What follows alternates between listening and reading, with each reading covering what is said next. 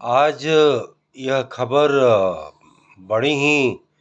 लोगों में एक तरह से आश्चर्य भी पैदा कर गई और कई लोगों को बड़ी ही अभूतपूर्व खुशी का मौका भी प्रदान की गई कि प्रधानमंत्री नरेंद्र मोदी ने अपनी पार्टी, अपनी विचारधारा के शीर्षस्थ नेता लाल कृष्ण आडवाणी को भारत रत्न देने का फैसला किया। यह खबर आई तो यह लगा कि पिछले 9 या 10 सालों के शासनकाल में नरेंद्र मोदी ने पहला बड़ा ही एक जरूरी फैसला लिया।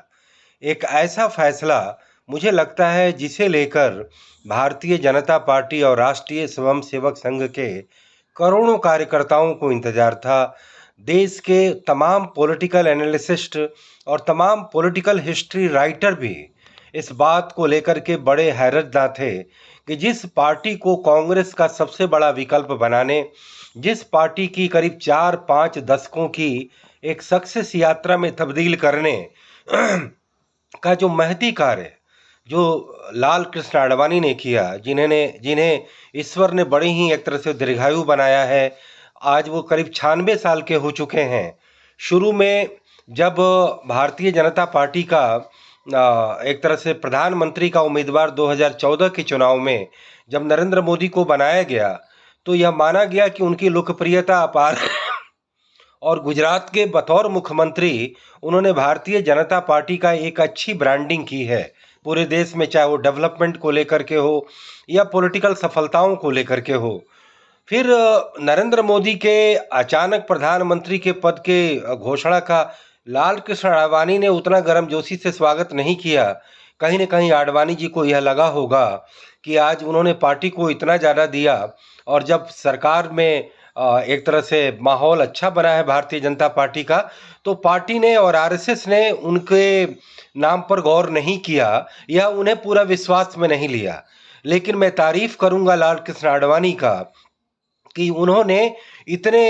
एक तरह से उपेक्षा के बावजूद, उनके मन के विपरीत प्रधानमंत्री के चयन के बावजूद, एक टर्म के बाद दूसरी टर्म उन्हें लोकसभा चुनाव नहीं लड़ने का टिकट मिलने के बावजूद लाल कृष्ण आडवाणी के किसी भी वारिस को भारतीय जनता पार्टी में किसी भी तरीके का सांसद, विधायक या मंत्री बनाने का तगमा नहीं मिलने के बावजूद लाल कृष्ण आडवाणी ने जिस तरीके से धैर्य का परिचय दिया, सहनशीलता का परिचय दिया, गरिमा और मर्यादा दिखाई और वो नरेंद्र मोदी की सरकार के खिलाफ किसी भी टिप्पणी से अपने को बचाते रहे, एक साधक के रूप में एक तरह से मौन व्रत रखे रहे। लेकिन चलिए, इस सरकार को सद्बुद्धि आई, बल्कि सद्बुद्धि नहीं आई, देर ही आया लेकिन दुरुस्त फैसला आया। और आज जब 2 टर्म करीब करीब पूरा करने के बाद भारतीय जनता पार्टी और उनके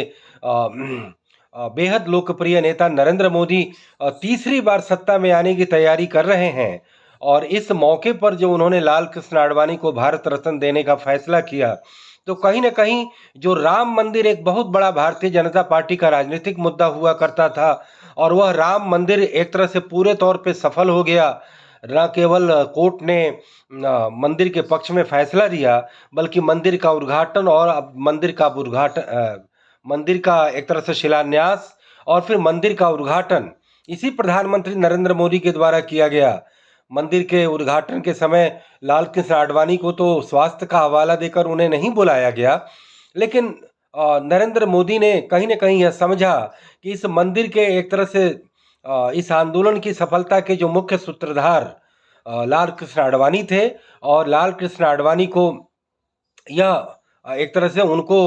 एक तरह से कृतार्थ करने का सही वक्त है। पहले कर्पूरी ठाकुर जो एक बड़े समाजवादी नेता थे, गरीबों के मसीहा थे, उनको भी भारत रत्न देने का बड़ा ही एक बेहतर और अच्छा फैसला लिया और अब कुछ दिनों के बाद अब लाल कृष्ण आडवाणी को भी जो भारत रत्न देने का फैसला किया गया, मुझे लगता है, मैं एक इंडिपेंडेंट पॉलिटिकल एनालिसिस्ट हूँ, मैं बिल्कुल निष्पक्ष पत्रकारिता में विश्वास करता हूं, लेकिन जब मैं राजनीतिक विकल्पों की बात देखता हूं तो भारत के लोकतांत्रिक इतिहास में करीब 75 सालों में कांग्रेस का विकल्प नहीं था और विकल्प के रूप में जो भारतीय जनता पार्टी की जो स्थापना हुई, जो उसकी एस्टेब्लिशमेंट हुई, उसके जो मुख्य सूत्रधार मुझे लगता है कि अटल बिहारी वाजपेयी से ज़्यादा लाल कृष्ण आडवाणी थे। और वो आडवाणी आज ईश्वर की कृपा से एक दीर्घायु जीवन व्यतीत कर रहे हैं। करीब करीब उनके सभी समकालीन भारतीय जनता पार्टी और आरएसएस के नेता दिवंगत हो चुके हैं, लेकिन लाल कृष्ण आडवाणी जिन्होंने कई लोगों को राजनेता बनाया, भारतीय जनता पार्टी को सींचा, नर्सरी बनाई, नेताओं की पौधशाला बनाई, उनमें से कई लोग गुजर चुके। अरुण जेटली, सुषमा स्वराज, अनंत कुमार, इस तरीके के न जाने कितने नेता, प्रमोद महाजन, विगत में प्रमोद महाजन के जो साले थे,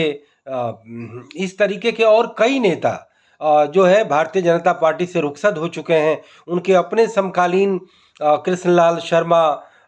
जैसे और भी कई सारे नेता, अटल बिहारी वाजपेयी स्वयं आज नहीं हैं, लेकिन लाल कृष्ण आडवाणी जीवित हैं। उन्हें विगत में राष्ट्रपति बनाए जाने की बात चल रही थी, लेकिन राजनीतिक रूप से बेहद सजग और चेतनशील नरेंद्र मोदी ने उन्हें राष्ट्रपति बनने का एक तरह से फैसला नहीं लिया। तो भारतीय जनता पार्टी के करोड़ों कार्यकर्ता दबी जुबान से इस बात को मानते थे कि लाल कृष्ण आडवाणी जिन्होंने इतना कुछ किया, पार्टी ने उन्हें उसका प्रतिदान नहीं किया। लेकिन आज नरेंद्र मोदी के इस फैसले से भारतीय जनता पार्टी के उन असंख्य कार्यकर्ताओं में खुशी की लहर दौड़ आई है कि वह व्यक्ति अपने जीते जी भारत के इस सर्वोच्च सम्मान को प्राप्त पाएगा जिसके लिए वो डिजर्व करते हैं। और अब मैं ये बताना चाहूँगा कि भारतीय जनता पार्टी की का जो अभी मौजूदा नेतृत्व है, वो कहीं न कहीं आडवाणी की शैली पर ही भारतीय जनता पार्टी को आगे ले जाने का कार्य कर रहा है। वह वाजपेयी की शैली नहीं है। यह बात अलग है कि वाजपेयी को इस सरकार के द्वारा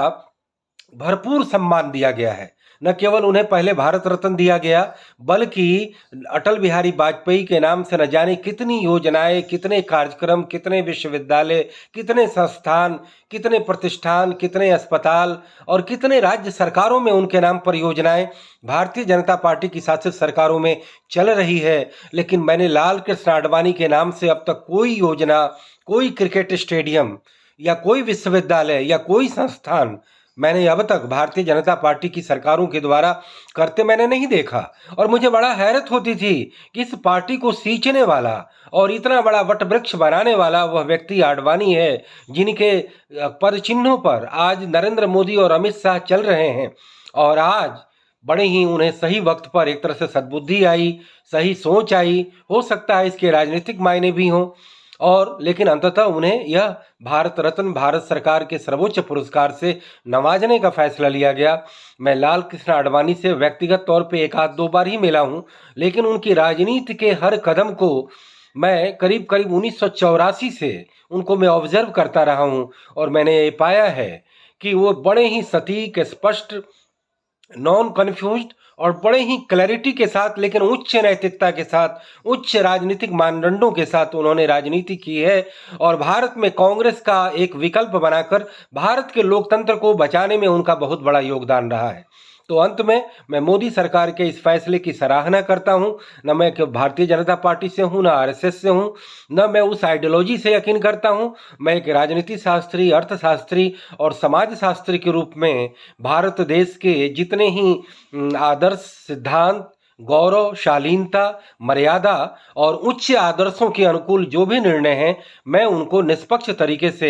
उनकी मैं विवेचना करता हूं, उनका समर्थन करता हूं, और जहां मुझे अनुचित लगता है उसका मैं विरोध करता हूं। लेकिन आज मुझे लगता है कि आडवाणी को भारत रत्न देने का जो ये फैसला है, ये बड़ा ही अच्छा फैसला है और हम इसका तहे दिल से स्वागत करते हैं। और नरेंद्र मोदी को इस सच्चे कार्य के लिए, सही कार्य के लिए हम उन्हें बधाई देते हैं।